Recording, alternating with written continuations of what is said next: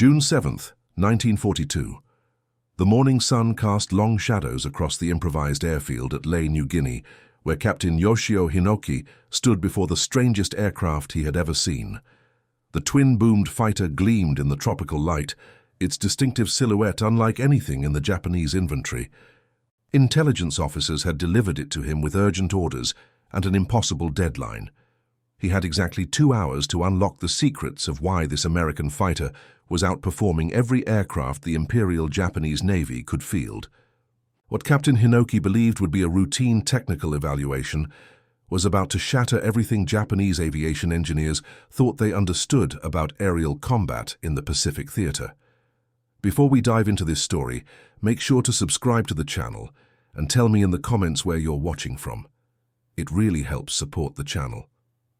In those 2 brief hours, Hinoki would discover truths that would transform not just his own understanding, but force an entire nation's military-industrial complex to confront the devastating reality of how far behind they had fallen in the technological race that would determine the outcome of the conflict in the Pacific. The Lockheed P-38 Lightning had arrived at Lae 3 days earlier, under circumstances that Intelligence Command still found difficult to believe.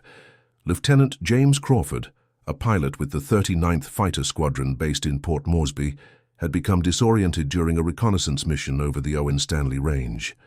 Low on fuel and with his navigation instruments malfunctioning, Crawford had made what he thought was an emergency landing at a friendly auxiliary strip. The dense jungle canopy had hidden the Japanese flags until he was already on the ground, engines winding down. Crawford had attempted to set fire to the aircraft, but Japanese ground forces had overwhelmed him before he could complete the destruction. The Lightning sat on the tarmac, nearly intact, with only minor damage to its landing gear and a few panels. For Japanese Aviation Command, it represented an intelligence windfall of extraordinary proportions. For Captain Hinoki, it represented the challenge of his career. Hinoki had accumulated over 3,000 hours in various aircraft types.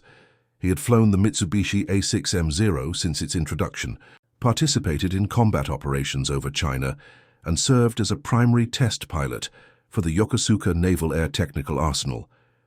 His superiors considered him one of the finest aviators in the Imperial Navy. Standing beside the P-38 that morning, examining its twin Allison engines and unusual configuration, he felt something he rarely experienced in a cockpit: uncertainty. The Lightning dwarfed the Zero in every dimension. Its wingspan measured 52 feet, compared to the Zero's 39.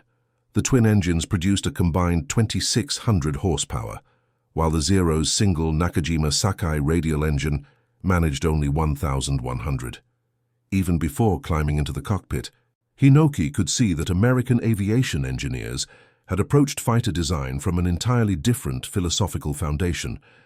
Commander Takeo Shibata, the senior intelligence officer overseeing the evaluation, approached Hinoki as ground crews completed their pre-flight checks.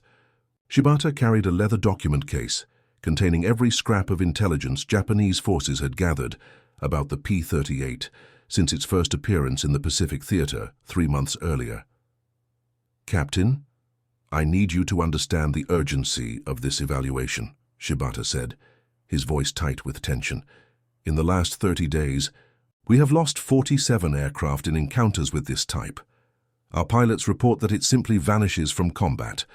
One moment it is engaged, the next it has climbed beyond our ability to follow.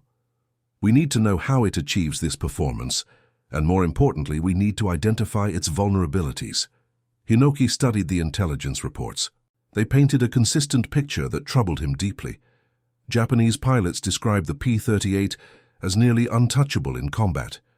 It could outrun the Zero in level flight. It could outdive any Japanese fighter. Most disturbing of all, it could climb at angles that seemed to defy the laws of physics as Japanese engineers understood them. "The Americans call it boom and zoom tactics," Hinoki said, reading from one pilot's encounter report. "They dive from altitude, attack, then climb away before we can respond. Our pilots cannot follow." Shibata nodded grimly. "This is why you have only 2 hours, Captain. This aircraft was scheduled for a reconnaissance flight that will be missed. American forces will realize it has been captured and will certainly attempt to destroy it. We are already preparing to move it to Rabaul for more thorough examination, but we need your immediate assessment of its flight characteristics. Can our pilots defeat it? If so, how? Hinoki approached the Lightning's cockpit, and a ground crew technician helped him climb the short ladder. The cockpit layout immediately struck him as both familiar and alien. American instruments used different units, different layouts, different logic. The control panel bristled with gauges, switches, and indicators that suggested capabilities the Zeros simply did not possess. The twin-engine configuration meant duplicate engine instruments. 2 throttles, 2 mixture controls, 2 propeller pitch controls. The complexity alone represented a philosophy that differed fundamentally from Japanese design principles. The Zero achieved its performance through lightness and simplicity. This American fighter embraced weight and complexity, trusting raw power to overcome the penalties. Hinoki's hands moved across the controls, familiarizing himself with their positions. The control yoke felt heavy, solid. The rudder pedals sat farther apart than those in Japanese fighters, designed for larger American pilots. Even the seat cushion felt different, thicker and more substantial. Every detail spoke of an industrial capacity that could afford weight penalties Japanese engineers could only dream of accepting. The auxiliary power unit coughed to life, and instruments began registering. Fuel gauges showed the tanks nearly full, approximately 410 gallons of high-octane aviation fuel. The Zero carried only 137 gallons. This single statistic told a story about strategic thinking that went far beyond aircraft design. The Americans were building fighters that could range hundreds of miles from their bases, loiter over combat zones, and still return home. Japanese fighters traded range for weight savings, accepting shorter operational radiuses as the price of performance. Hinoki signaled the ground crew, and they began the engine start sequence. The left Allison engine turned over, coughed, caught, and settled into a powerful rumble that Hinoki felt through the entire airframe. The right engine followed moments later. The sound was nothing like the high-pitched whine of the Zero's radial engine. This was deeper, more mechanical, a sound that spoke of displacement and torque and industrial might. With both engines running at idle, Hinoki completed his pre-flight checks. Oil pressure normal, coolant temperatures rising toward operating range, electrical systems functioning. The supercharger controls caught his attention, a sophisticated system allowing the pilot to optimize engine performance at different altitudes. The Zero had a simple 2-speed supercharger. This American fighter offered continuously variable control, extracting maximum performance across a wide altitude range. He advanced the throttles, feeling the Lightning surge forward. The twin engines produced a unique sensation, power flowing from 2 sources, balanced but distinct. The fighter accelerated down the rough airstrip, tail coming up smoothly as speed built. At 110 miles per hour, Hinoki eased back on the yoke, and the Lightning lifted into the morning air with a purposeful, powerful grace that felt nothing like the light, almost delicate handling of the Zero. Gear up, flaps up. Hinoki climbed away from Leh, heading out over the ocean where he could conduct his evaluation away from the mountains and with room to recover if something went wrong. The Lightning continued its climb, and Hinoki began to understand what American pilots meant when they described their confidence in this fighter. At 5,000 feet, he leveled off and began basic handling tests.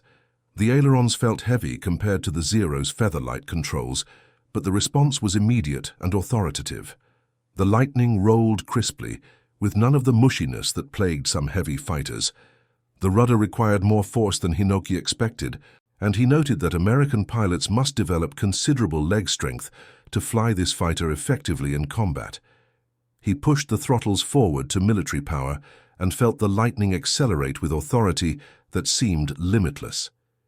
The airspeed indicator wound past 250 miles per hour, 275, 300. The Zero's maximum speed was 331 miles per hour in level flight, and it took time and altitude to reach it. This American fighter was approaching that speed in casual acceleration, still with power in reserve. At 320 miles per hour, Hinoki leveled off and conducted high-speed handling tests. The controls stiffened noticeably, requiring more force to execute maneuvers, but the response remained crisp and predictable. He rolled the Lightning through a series of turns, feeling how the ailerons performed at speeds that would have torn fabric from the Zero's control surfaces. Japanese intelligence had reported that American fighters seemed immune to the high-speed handling problems that limited Japanese aircraft. Now Hinoki understood why. The P-38's all-metal construction and heavy control surfaces simply did not flex or distort the way lighter Japanese designs did. The Americans had accepted the weight penalty of robust construction, and in return, they had created a fighter that remained controllable at speeds Japanese aircraft could not survive. Hinoki checked his watch. 37 minutes had elapsed. He had perhaps 90 minutes remaining before Commander Shibata would insist he land and they evacuate the aircraft to Rabaul. He needed to test the capabilities that mattered most in combat: climb rate, dive performance, and sustained turning ability. He pointed the Lightning's nose skyward and advanced both throttles to maximum continuous power. The Allison engines responded with a surge that pressed him back into his seat. The vertical speed indicator showed a climb rate of 3,800 feet per minute. Hinoki had never experienced anything like it. The Zero could manage approximately 2,500 feet per minute in its initial climb, and that rate fell off rapidly as altitude increased. The Lightning simply kept climbing, 4,000 feet per minute, 4,200. The altimeter unwound with startling speed, 10,000 feet, 12,000, 15,000. At 18,000 feet, Hinoki leveled off briefly, then resumed the climb. The superchargers automatically adjusted, maintaining power as the air thinned. 20,000 feet, 25,000.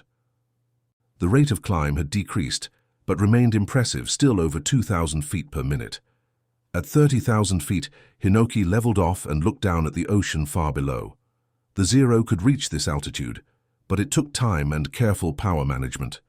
The Lightning had climbed here in less than 11 minutes, engines barely straining, fuel consumption well within acceptable limits. This capability alone explained the combat reports. American pilots could climb above Japanese formations, hold altitude advantage, and dictate the terms of engagement. From 30,000 feet, Hinoki rolled the Lightning inverted and pulled the nose down into a vertical dive. The acceleration was immediate and extraordinary. The airspeed indicator wound rapidly clockwise. 300 miles per hour. 350, 400. The Lightning remained rock-steady, no vibration, no flutter, no hint of structural stress. 450 miles per hour. 500. At 520 miles per hour, Hinoki began his recovery, pulling back on the yoke with both hands. The Lightning responded smoothly, gravitational forces pressing him into his seat as the nose came up through the horizon. The airframe creaked but held, no signs of structural failure, no warning lights. Hinoki leveled off at 15,000 feet, heart pounding, mind racing with implications. The Zero had a maximum dive speed of approximately 360 miles per hour. Beyond that, control surfaces became ineffective and structural failure was likely. The Lightning had just exceeded 500 miles per hour in a controlled dive and recovered without incident. This meant Japanese pilots literally could not follow American fighters into a dive. Once the P-38 pilot pushed his nose down and applied power, he was untouchable, beyond pursuit, able to disengage from any combat situation at will. Hinoki conducted a series of combat maneuvers, testing the Lightning's performance in scenarios that Japanese pilots would face. He executed high-speed turns, yo-yo maneuvers, and vertical reversals. The Lightning responded predictably, though it lacked the Zero's supernatural agility in low-speed turning fights. But Hinoki realized that agility did not matter if the American pilot refused to engage in turning combat. The P-38's tactics would be simple: use speed and altitude to attack when advantageous, disengage when threatened, and never ever allow the fight to slow down to the Zero's preferred envelope. He checked his watch again. 78 minutes had elapsed. Commander Shibata would be growing anxious. Hinoki needed to complete his evaluation and return to Leh. He conducted several more tests, examining the Lightning's stall characteristics, its behavior at low speeds, its response to aggressive control inputs. Each test confirmed the same fundamental reality. This was a different kind of fighter, built around different assumptions, designed for a different kind of war. As Hinoki turned back toward Leh, he noticed something that made his blood run cold. Fuel gauges showed he had consumed approximately 150 gallons in his 90-minute evaluation. He still had 260 gallons remaining, enough for another 2.5 hours of flight. The Americans had built a fighter that could fly missions of 4, 5, even 6 hours duration.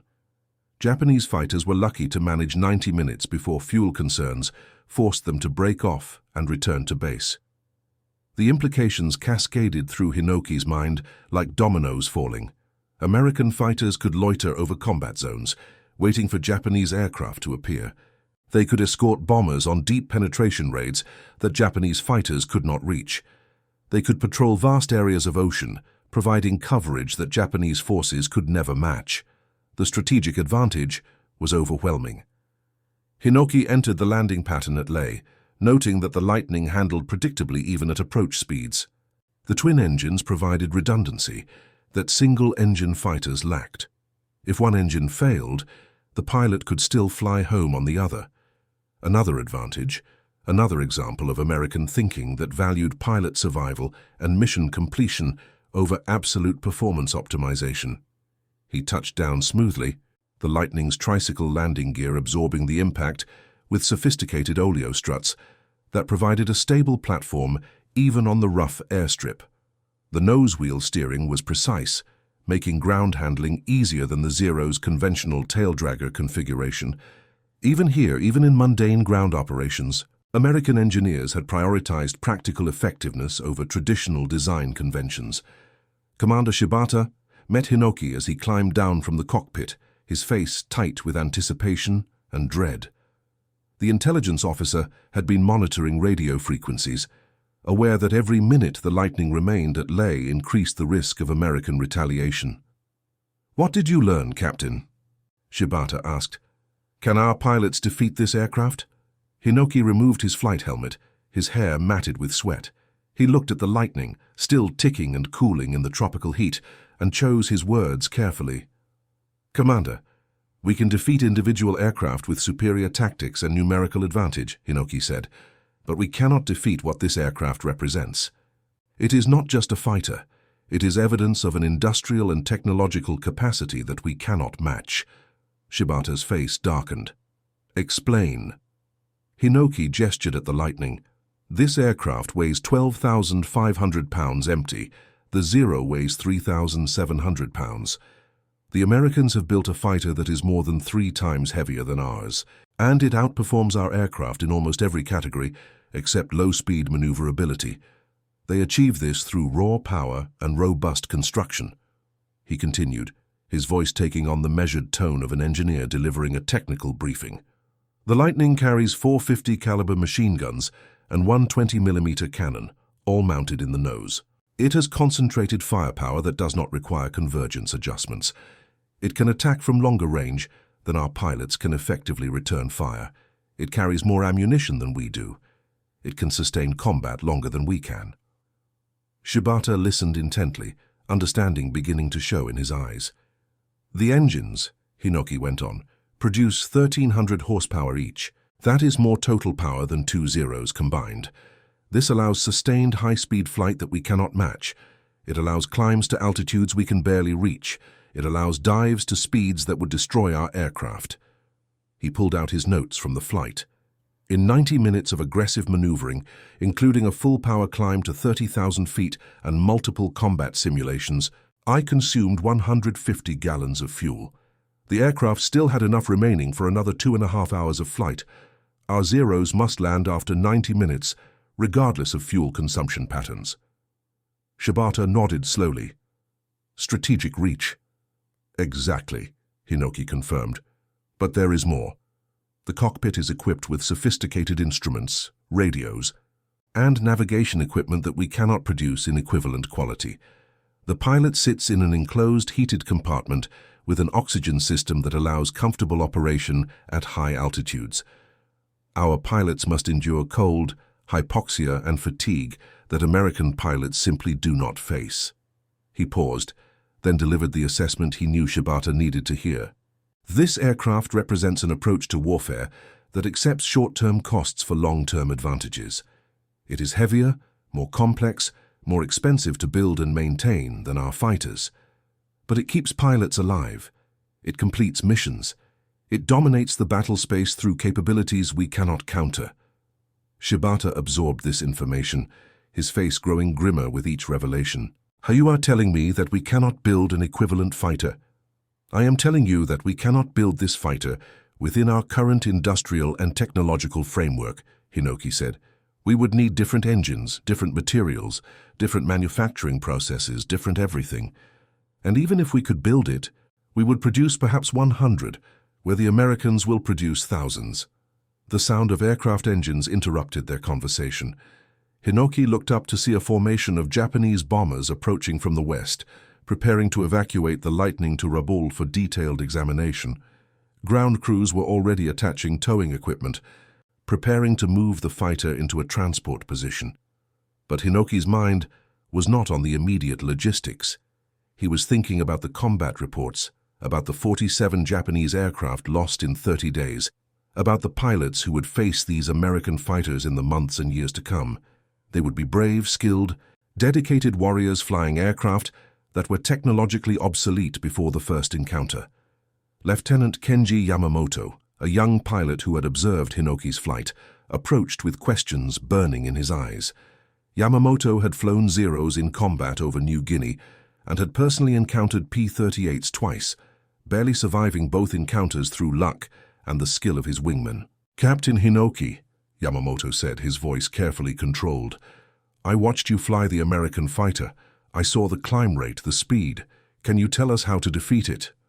Hinoki looked at the young pilot, seeing in his face the same dedication and courage that animated every Japanese naval aviator.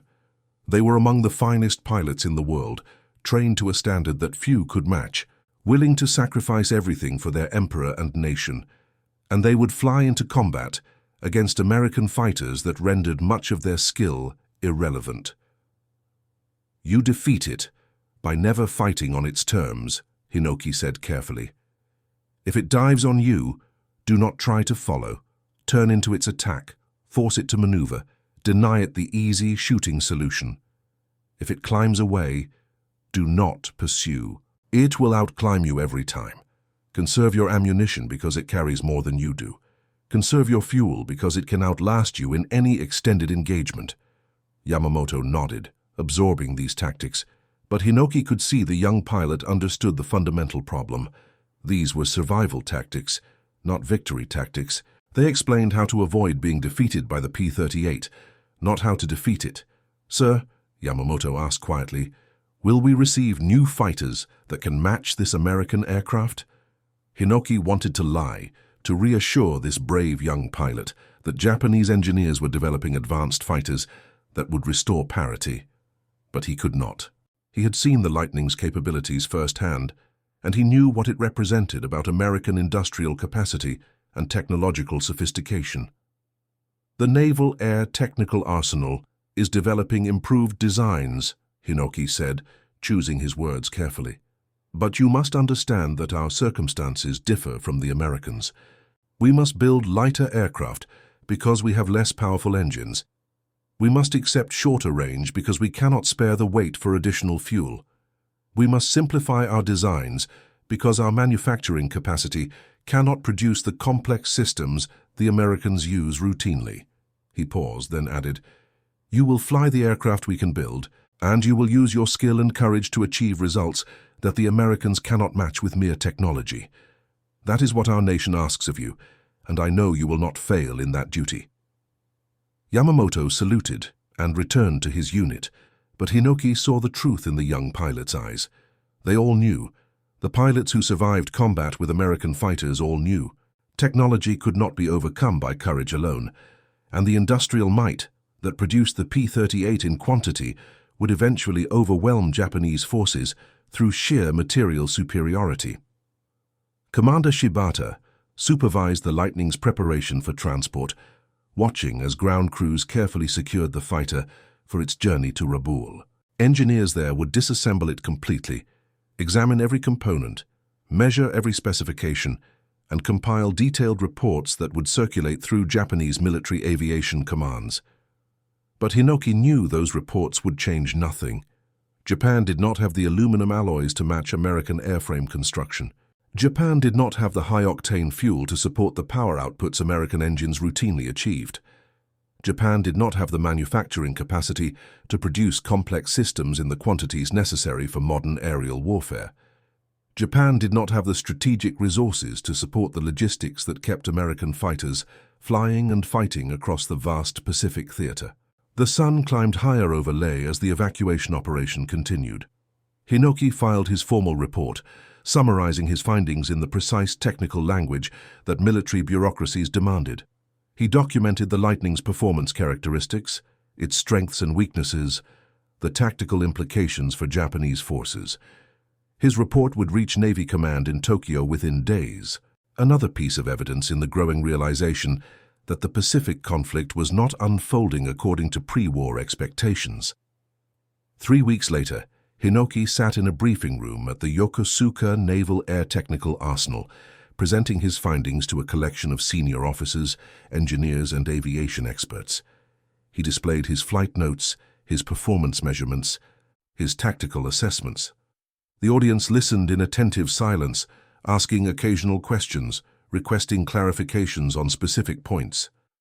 At the end of his presentation, Admiral Jisaburo Ozawa, one of the Navy's senior aviation commanders, stood and addressed the room. His words were measured, his tone grave. "Captain Hinoki has provided us with valuable intelligence regarding American fighter capabilities," Ozawa said. "His assessment confirms what we have observed in combat reports from across the theater. The Americans are producing fighters that outperform our current inventory in most performance categories. This is a reality we must acknowledge and address." He paused, looking around the room at the assembled experts. "However, I want everyone in this room to understand that we are not engaged in a pure technological competition. We are engaged in a conflict where industrial capacity, strategic resources, and tactical innovation all play roles. The Americans have advantages in some areas, we have advantages in others. Our task is to maximize our strengths while minimizing the impact of their advantages." It was a reasonable position, a measured response to troubling intelligence, but Hinoki had flown the Lightning. He had felt its power, experienced its capabilities, understood what it represented. And he knew that Japan's advantages in pilot training and tactical innovation were being steadily eroded by American industrial production that could replace losses faster than Japanese forces could inflict them. The briefing concluded, and officers dispersed to their various duties. Hinoki remained behind, gathering his notes, preparing to return to his regular test pilot responsibilities. An older engineer, Dr. Jiro Horikoshi, designer of the Zero fighter, approached him with a thoughtful expression. "Captain Hinoki, I read your report with great interest," Horikoshi said. "Your technical observations were quite detailed. I wanted to ask you a question that goes beyond the specifications and performance numbers." Hinoki nodded, curious about what the brilliant engineer wanted to know. "When you flew the American fighter," Horikoshi asked, "what did you feel? Not as a pilot evaluating an aircraft, but as a Japanese officer contemplating what that aircraft represents about the conflict we are engaged in." Hinoki considered the question carefully. Horikoshi had designed the Zero based on specific requirements and constraints that reflected Japan's strategic situation. He had created a masterpiece within those limitations, an aircraft that had dominated the early months of the conflict. But the Zero's advantages were being overtaken by American designs that operated from different assumptions and constraints. "I felt that we are fighting a different kind of war than the one we prepared for," Hinoki said honestly. "We trained for decisive battles where skill and courage would determine outcomes. The Americans are fighting a war of industrial production where quantities and capabilities eventually overwhelm individual excellence." Horikoshi nodded slowly. "This is what I feared when I designed the Zero. I knew we were making compromises, accepting vulnerabilities in exchange for performance within our constraints. But I hoped that our pilots' skill would compensate for those vulnerabilities. Now I wonder if any amount of skill can compensate for the industrial disparity." The two men stood in silence for a moment. contemplating implications that went far beyond aircraft design and tactical aviation. They were confronting the fundamental arithmetic of the conflict, the mathematics of production and attrition that would ultimately determine outcomes regardless of courage or dedication. In the months and years that followed, Hinoki's report on the captured P-38 became one of many intelligence assessments documenting American aviation superiority. Japanese engineers developed improved fighters, incorporating lessons learned from captured aircraft and combat experience. The J-2M Raiden, the Ki-84 Hayate, the N-1K Shidenkai all represented efforts to match American performance through better designs and more powerful engines. But the industrial disparity that Hinoki had identified in his 2-hour evaluation remained the decisive factor. For every advanced Japanese fighter that entered service, the Americans produced dozens of improved Lightnings, Thunderbolts, Mustangs, and Corsairs. Japanese training programs struggled to replace lost pilots as combat attrition mounted. Fuel shortages limited flight hours for new aviators, creating a downward spiral where inexperienced pilots faced veteran American aviators flying superior aircraft. Lieutenant James Crawford, the American pilot whose navigation error had delivered the Lightning to Japanese forces, spent the remainder of the conflict in a prisoner of war camp. He survived his captivity and returned home after the Japanese surrender in 1945. He never knew that his emergency landing had provided Japanese forces with detailed intelligence about the aircraft he had flown, or that a skilled Japanese test pilot had spent 2 hours discovering exactly why the P-38 dominated Pacific skies. Captain Yoshio Hinoki continued his test pilot duties throughout the conflict, evaluating new Japanese designs and providing technical assessments that helped improve aircraft performance within the constraints of available resources. He survived the hostilities and later contributed to Japan's post-war aviation industry, applying lessons learned from both Japanese ingenuity and American technological approaches. The Lightning he flew that June morning in 1942 was eventually transported to Japan for detailed examination, though Allied bombing later destroyed much of the intelligence gathered from it. But the real intelligence, the understanding of what that aircraft represented about industrial capacity and technological sophistication, had already been absorbed by Japanese Military Aviation Command. It was intelligence that confirmed what many had suspected, but few had openly acknowledged, that the Pacific conflict would be determined not by the quality of individual warriors or weapons, but by the overwhelming material superiority that American industrial production could sustain indefinitely. The 2 hours Hinoki spent in the Lightning's cockpit revealed a truth that no amount of courage or skill could overcome. Modern warfare had become a contest of industrial might, and in that contest one side possessed advantages that the other could never match through determination alone.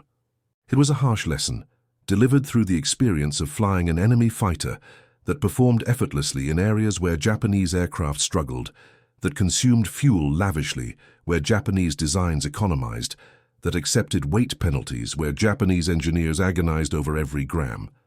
And that concludes our story. If you made it this far, please share your thoughts in the comments. What part of this historical account surprised you most? Don't forget to subscribe for more untold stories from World War II and check out the video on screen for another incredible tale from history. Until next time.